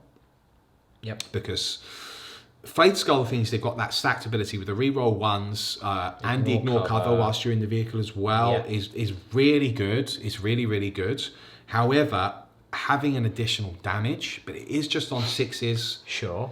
Is also really good. What do you need with your poison weapons to wound vehicles? 6s. I need 6s. So that is now at least giving me, if that person fails that save on that vehicle, they're getting 2 wounds. That's 2 damage. That's pretty decent. It's not insignificant. Now, if I combine that with Soulbound, that makes a pretty interesting cabal. Oh, yes. What you have to then weigh up is, do you want to lose Agents of Vex if you're a purist? Yeah. Or do you just make sure that one of your detachments has agents of Black Heart, which you probably will in a Ravager detachment with an Archon. Yeah. Look, from a competitive standpoint, if you've got a spearhead, if you're running pure Drakari here, I'm not talking about if you started adding in Craft Worlds. From a pure perspective, you would have a spearhead of Black Heart to get Vect, and you reroll 1s to wound for your Ravagers with the relic on that Archon, and you would have a battalion with, so you wouldn't be able to run dual battalion with that because you've already got an Archon, but you would then have a battalion with as much Venom and Blasterborn, not Blasterborn because they don't exist anymore, as much Venom and Blaster Warriors. No one uses them. Yeah. And Blaster Warriors as you can possibly fit using Soulbound and Toxin Crafters. Yeah. So now everything in your army has a 6-up Feel No Pain. Yeah. All of your infantry, apart from that lone Archon, is rerolling 1s on that 6-up Feel No Pain. Yeah. And all of your poison weapons, of which you will have a metric ton of, are doing 2 damage on a roll of a 6 to wound. Yeah. That is very powerful, in my opinion. I am going to be playtesting it extensively. Yeah, I think that is incredibly powerful. For the Void Spiders. Yeah. The last one is Webway Raiders. It's basically the exact same as the Webway Strike. Yeah, you can use Webway Strike an additional time. It basically saves you a CP. It's okay. So that's the Cabal Obsessions. We now go on to the Witch Cults. I do have a Witch Cult contingent. I have about 45 witches painted. And I've obviously got the Reavers, which I sort of became infamous for. Although the thing is, did the Reavers competitively. I've always seen the Void Spiders as Cabal, and I want to start running them more as pure Cabal. However, I do think a lot of Drakari players are looking at the witches in general anyway, because they are actually quite competitive. But there are some things in this Witch Culture Obsessions which I think are actually hyper competitive. So I'm going to cover those right now. So first of all, we've got Acrobatic Display. If you select this Witch Cult Obsession, you cannot select a second. Whilst a model with this obsession that has an invulnerable save is within 1 inch of any enemy units, improve its invuln save by 1. So that's a 3-up invuln now that they get in combat, guys.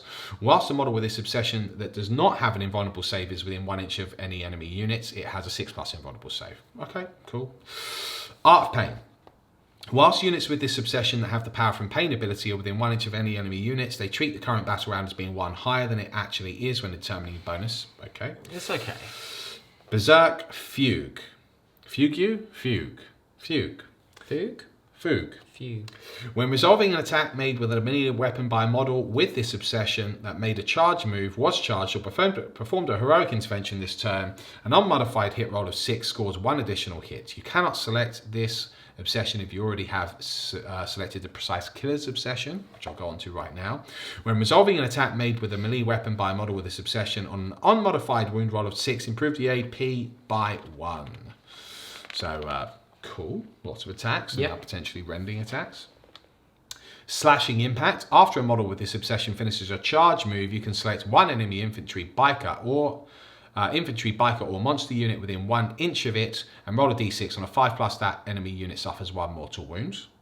Yeah. That's quite interesting. It's nice. You still need, each individual model does need to be within 1 inch though. But if you're taking this, you're losing your red grief to advance and charge sort of thing. Yes. Is it red grief that does that? Speed of the kill, yeah. I mean, advance and charge and reroll failed charges is very good. Yeah, because you kind of want to go, oh, well, I'll put it on my Reavers and now... But now you're not advancing and charging. So... It has its uses, for sure, and it is quite nice. But it is only infantry, biker, or monster, so it doesn't actually help them against vehicles. No, that's true. And you still have to be within 1 inch, so tricky one. But have you got lots of MSU witches? Yeah. Which you might, coming up. Yeah. Stimulant Innovators. When the Hyperstim Backlash stratagem is used on a unit with this obsession, it only costs 1 command point instead of 2. Okay, so that's the W command drugs ability, which is pretty nice. Test of Skill. When resolving an attack made by a model with this obsession, note that I said an attack. Not melee attack. Against a monster or a vehicle unit, units in which any models have a wounds characteristic of 10 or more, add 1 to the wound roll. Yeah. That's Venom's wounding knights on a 5. Yep. That's pretty good. And most vehicles. Most vehicles. Most vehicles are 10 wounds or more. Yeah. So I mean, things like dreads, no. But you could argue that that's not that good. You might want to add 2 damage as a Cabalite player, but I actually think that's very good because in my experience, if you're running something like Venom Spam, it's the amount of wounds that you put on a target. Yeah. That cause it's the overwhelm. Yeah. And if you're now wounding vehicles on 5s. Yep. With all of that poison, that's pretty huge in my opinion. That's pretty huge. And you can have another trait on top of that. I think Test of Skill combined with Slashing Impact could be quite a fun Witch Cult army to run. It could, yeah. Loads of minimum units, inside Venoms, you're wounding, you're wounding most vehicles and monsters. Well, you're wounding most vehicles on 5s now with your poison. You're wounding most monsters on 3s now with your poison. Yep. And then those minimum units are just charging into infantry and bikes and just going like bang, have some mortal wounds.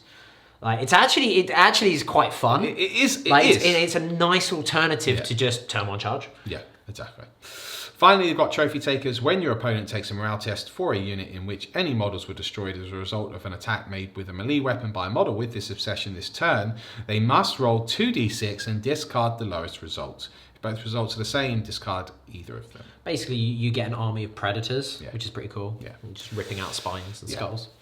So that's the obsessions. Yeah. Look, I do think Test of Skill is very, very good. I think so.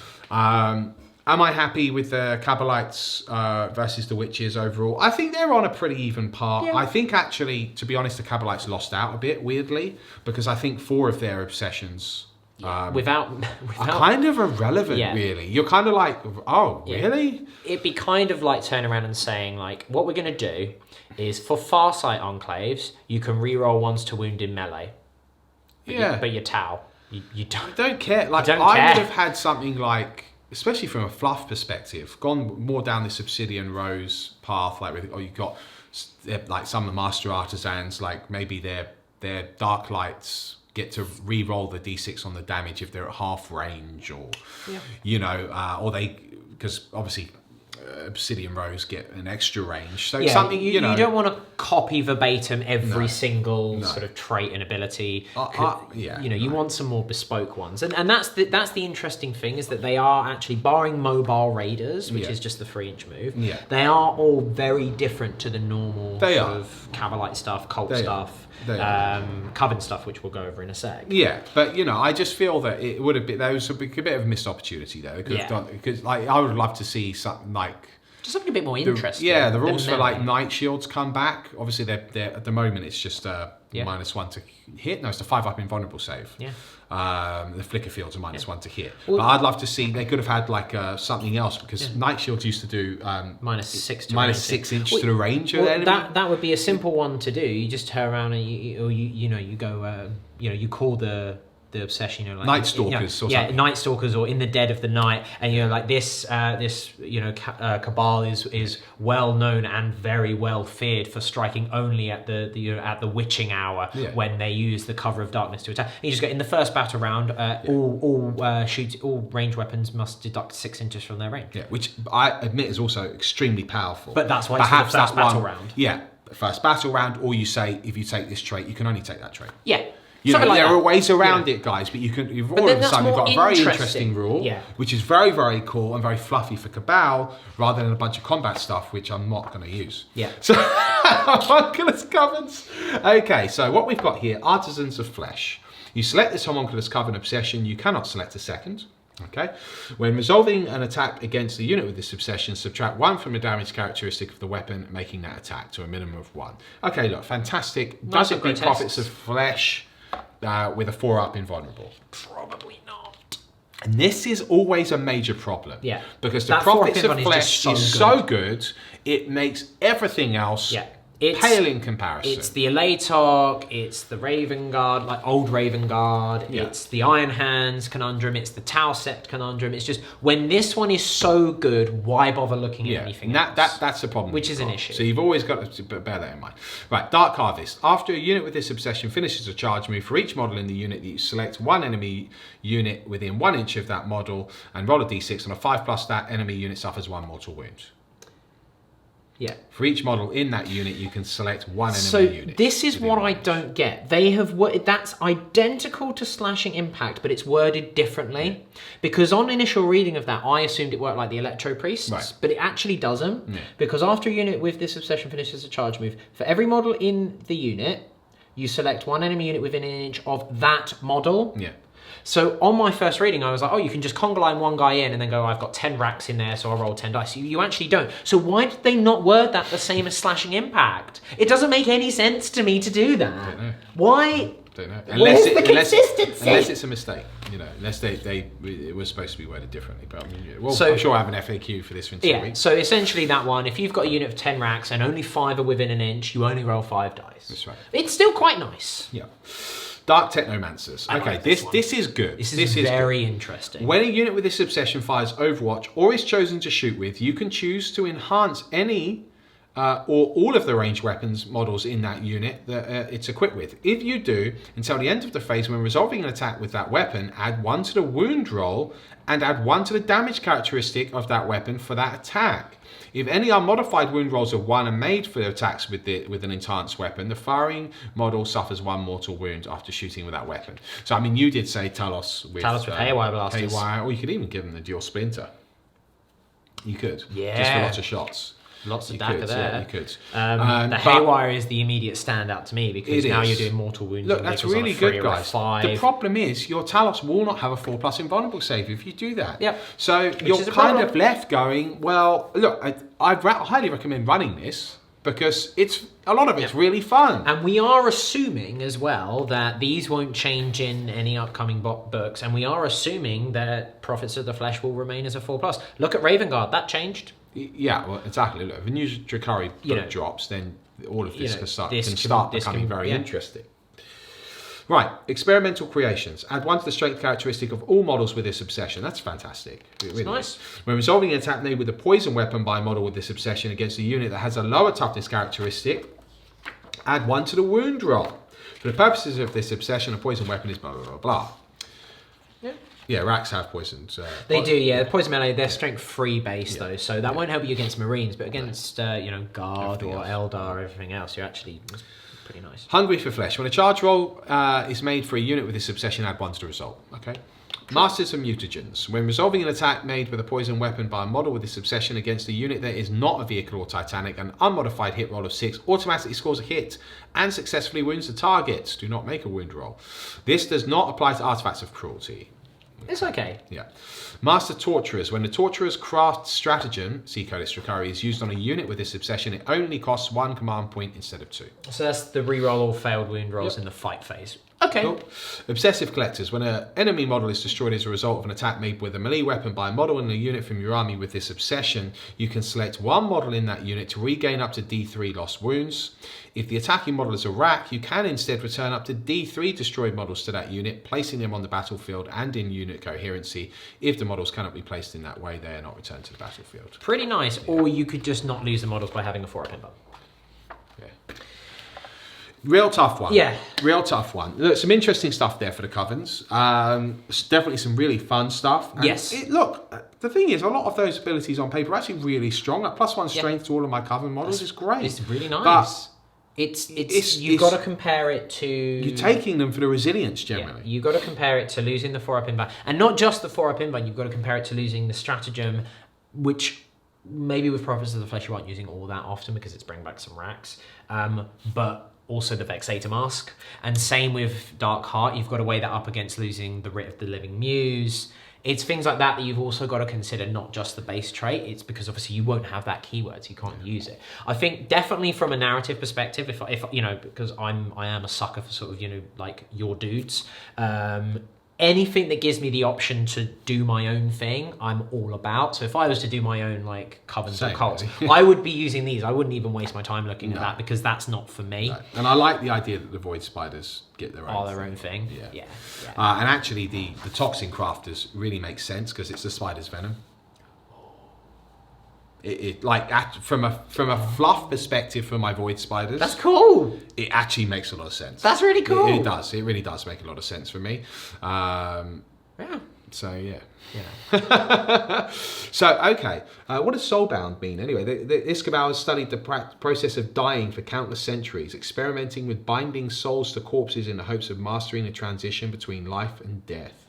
That does sound like something the Spider would be very much interested in. We already know that he's willing to experiment with technology to increase his lifespan and his combat ability. He's had his homunculus implants with the Spider's limbs. Yeah. Okay, well that's very interesting. You could reflavor that. It's not soulbound. It's just torturous experiments or something. And he's starting to hand it out to some of his choicest followers. And that's where the reroll comes in and all that sort of stuff. Okay, so look, that's Dracari. We'll go over Ynnari next. We'll take a quick break and come back. The Ynnari, we know there's not going to be too much detail in, as you will see. But let's cover that. That's coming up next. It is time to talk about the Children of Yniads. Here, the Reborn. We do have some interesting things for you guys today. Some points drops. Yeah. That's useful. Because he's 80 points now. Yeah. The Incan, 280. That's huge. Yeah, that's a big drop. That makes him very interesting. Yeah. I think he was already kind of interesting anyway. Yeah. If he was played. Not 337 points. No. Ivrain, 115. Yeah. Thank you very much. So all their characters have drop points. Yeah. Stat-wise, they are identical. Except... apart from the Incan. So here's Ynnad Stir's ability. So that's the every Ynnari within 6 auto passes morale and has a 6-up shrug. They no longer get a 6-up shrug. No. So that's been removed, but you've taken a big old points drop. But he has taken a 57 points drop. Yeah, that's fine. From a rules perspective for the army, they are identical. Strength from death is the same. But Blessings of the Whispering God, when a friendly Ynnari unit within 6 inches of this model would lose a wound, roll a d6 on a 6 day. So actually, he does retain. It's just changed. They've changed where it is. They've just added a new rule for him. So I'm actually really happy about that because I was a bit he needed to go down in points anyway. He didn't need a nerf per se. He didn't need a. So actually, he's still got all of his abilities. So he's still the same. Cheaper. Okay, I completely missed that. All right, very nice. Rules-wise for the army, they have stayed identical in terms of strength from death. So that is the same. Reclaim the Galaxy, of course. Still like it in other armies and still on board Eldari transports. Yeah, so that is another way that you could do a cheap dual battalion for Dark Eldar if you wanted to. Obviously he doesn't have, the Vice-Arch or Ivane don't have as much of a benefit for... Well, she just becomes a denial. She becomes a denial and smite. Mortal wounds. Yeah. She knows smite, 2 powers from everything. But now with how good Drazar is, and the fact that he's only 5 points more than her. Take Drazar. Yeah. He'll be the Spider's personal assassin. Yeah. Right. So stratagems, we've had a couple of little tweaks. Yeah. Mainly with the command point costs. Yeah. So for example. So United in Death is now 2 CP. Yes. So that's which is the add 1 to the attacks characteristic of models. Yeah. When you're soul bursting. Yeah. The Shrine of the Whispering God is now only 1 CP. Yes, so that's Ynnari Incubi. Yeah, so now 3 units of Incubi with +1 to hit and always strike first and power from pain actually is not bad for 1 CP. I mean, really, you want to be running Incubi with Ynnari now. Ynnari are a combat army, and Incubi are probably the best combat unit that Eldar have access to. Maybe Harlequins. Harlequins, but a combination. But it still works the same way. You can't have them in a mixed detachment anymore, so you still have to have a Ynnari detachment of Harlequins, a Ynnari detachment of Dark Eldar. Yeah, so. Inevitable Fate is the same. Like, most of them are the same. The thing that concerns me is the Artifacts of Death. So the Relic one. We have gone back to the days of so it's the same as the Marines. I was really hoping it was a typo, guys, and it was going to get FAQ'd, but it's not. So basically now you can, if you want to, have as many relics in your army as you want for 1 CP per relic. I don't have an issue with it. I know your issues with Knights.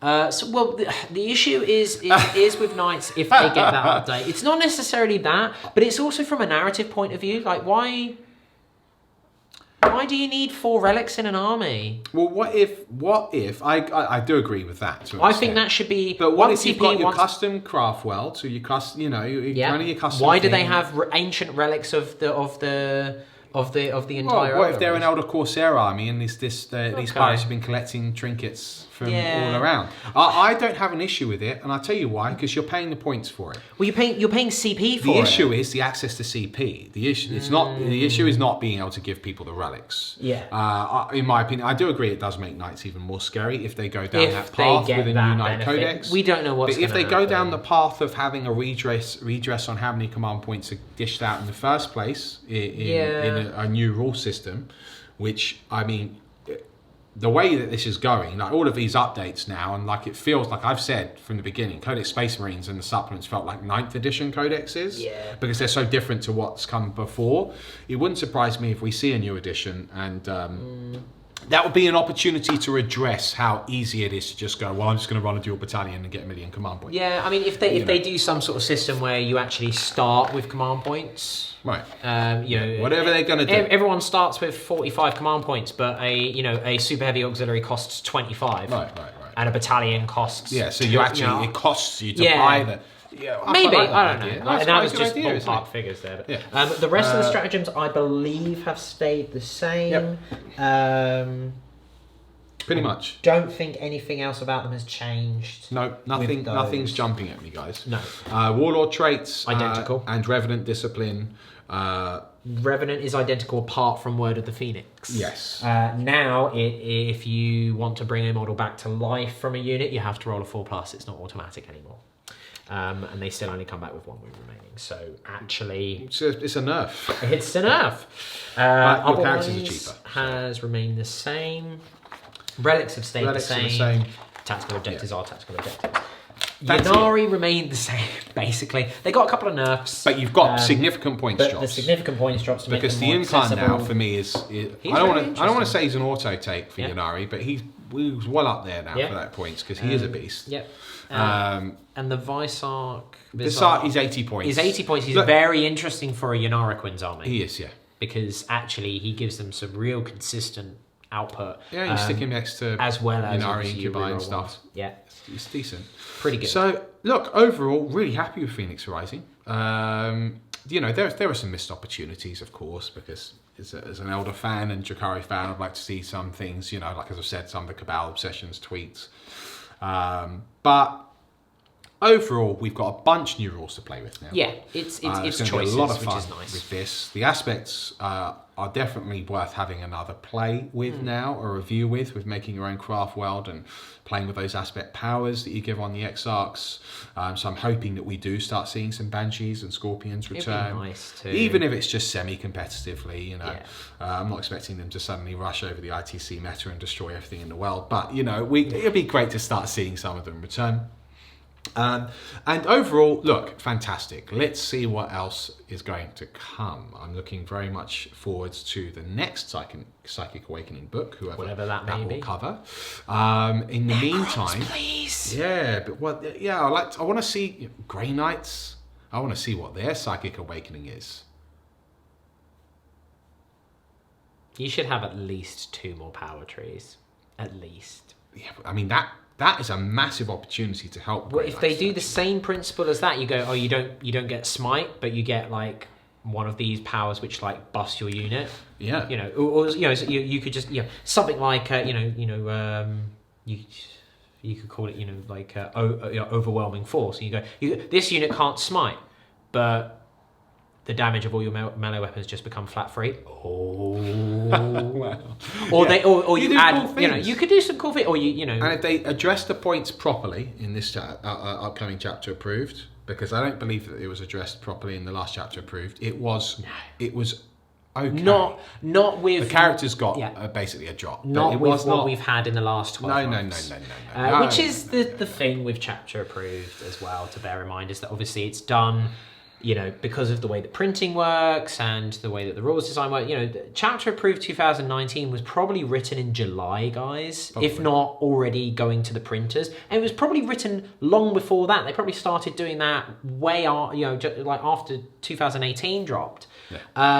They might have started doing it in sort of just after the big FAQ and gone, right, well, now that the big FAQ's in play, what are these sorts of point changes going to do? So things like the Marines, they're not going to do any point changes. We're not suddenly going to see Ironfather Ferios going to 185 points or whatever, despite the fact that he should be. He should be. Really. Because that book was released when probably Chapter Approved 2019 was already in print. Yeah. But what it does mean is that they can look back over the, the 6, 12 months or whatever it is and go, right, well, what have we learned from this half a year, really?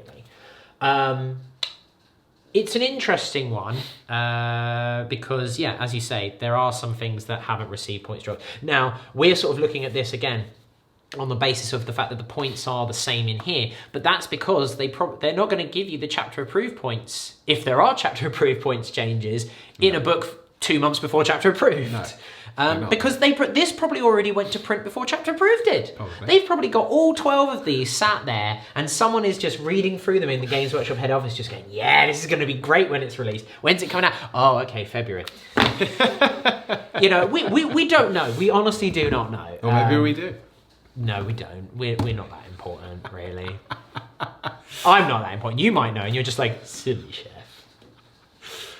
I can't say. So, let's move swiftly on, folks, to another video coming at you very soon. You should expect a battle report. Hopefully, I don't know if we'll get one out to you this weekend as of watching this, if you're watching this on the Saturday that's been released.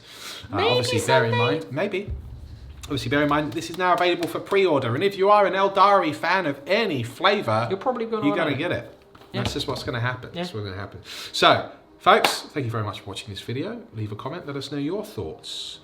Subscribe to us here on YouTube, or if you're on our website, maybe you want to consider signing up to On Demand and supporting all of this content that we are now increasing. You get more stuff your way. So until next time, this has been the Spider and the Chef. We'll see you soon. Bye bye.